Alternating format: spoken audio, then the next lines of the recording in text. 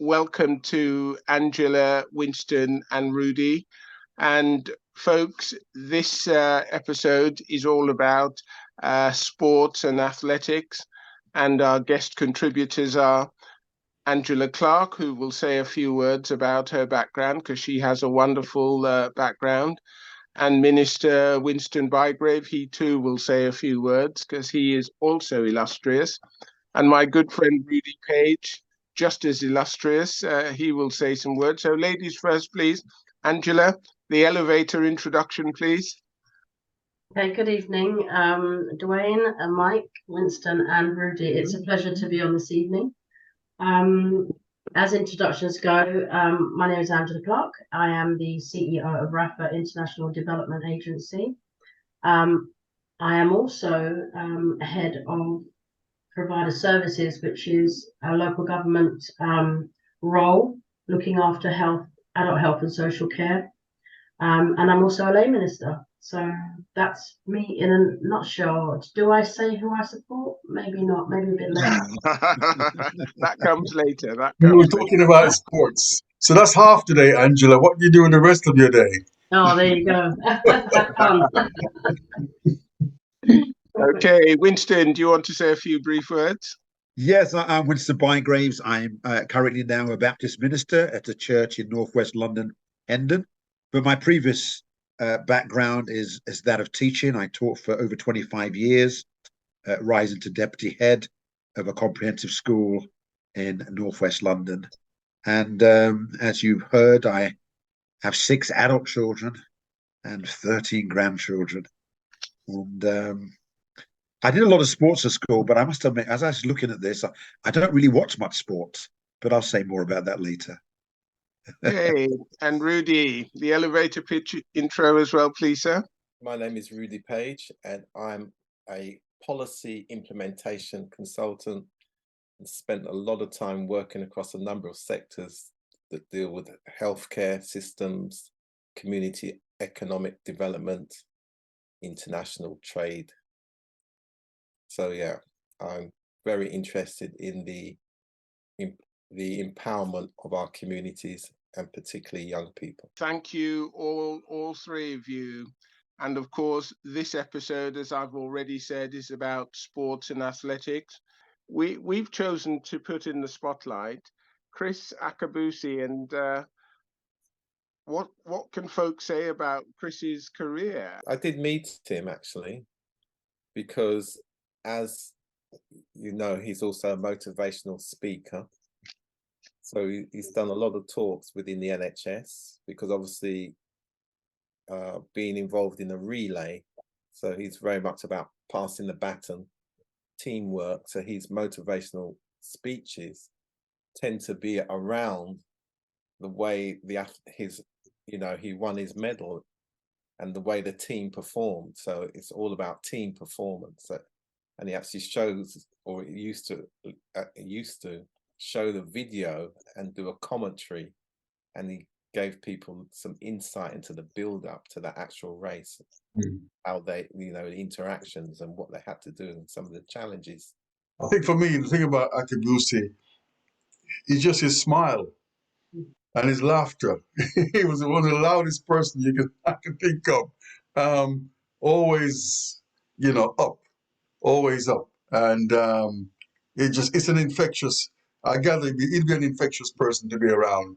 You couldn't be down when Kris Akabusi is in your corner or on your team. Of all the 3, he's the one I'm more familiar with, because we're both 58 babies. And and as Rudy said, he is inspirational. I as an RE teacher, he is a Christian, and so there are a lot of resources that we use where he was talking about his faith and how it inspired him. And again, as you said, his smile is just so wide, and that kind of London Cockney accent that he has. So yeah, a real inspiration for certainly my generation. Both his parents were Nigerian, and so the war was going on, the Biafran war and so on was going on, and so he couldn't go back, to his country at one stage. So it ended up in foster care. So to have that mentality with all that stuff going on in the background, again, just shows his stuff that he's made of. And also still have it, he I mean, to this day, has an allegiance with Nigeria as well as the UK. So, he continued to do that. And from what I understand, he actually is on the board of charities for Britain and Nigeria. He does a lot of charity work as well, and sits on those charity boards. Yeah. He had every opportunity to go off the rails, but the discipline of the British Army was key to his development, and that's where his athleticism came to the fore. Yeah, very good point about the discipline, army discipline, and the strength and the determination. But I look at his entry into the army and his time in the army in a slightly different way. And, in doing the research as we did, Mike, on Chris's life, born in Paddington, so a Brit, but then at age 4, he was separated from his parents. Now, why for me that's important is that the normal family support system that you would expect as a child was not there for him. And my wife, who's a social worker, knows that being brought up in care is not a bed of roses. So for Kris, when he was old enough to choose the army, was almost like choosing a support system for himself. And so in his case, this wasn't because that's all he could do. This was actually trying to find a support system that he craved. And of course, in that environment, as we know, you can be almost whatever you are capable of being once that's known and you're supported into those opportunities. And so for me, the army was the salvation for Kris, because folks will have seen from the research, his brother didn't do as well at all. His brother also, younger brother, brought up in care, it broke him. He had mental health problems for the whole of his life. The separation as a child, we would have been younger than 4, and his parents, and being brought up in the care system, not a bed of roses, and not choosing the army. So it was like chalk and cheese when you look at their lives, given that they were both, through circumstance, abandoned by their parents, So in that respect, I think the army was good for him in more ways than not, because it provided him with a support system and a stability, which then allowed him to find something that he could be really good at. So in this area, it feels to me that our community is awash with contributors from those 3 backgrounds in our community. And this country is better for it when you look at that tradition, which is continuing right now. Thank you all for your contributions tonight. So we've got Rudy Page, passed away in Bygrave, Angela Clark. Okay, Angela, who's your team?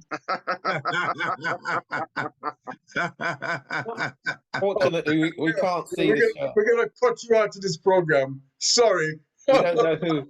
No, sorry. We're going to cut you out of this program.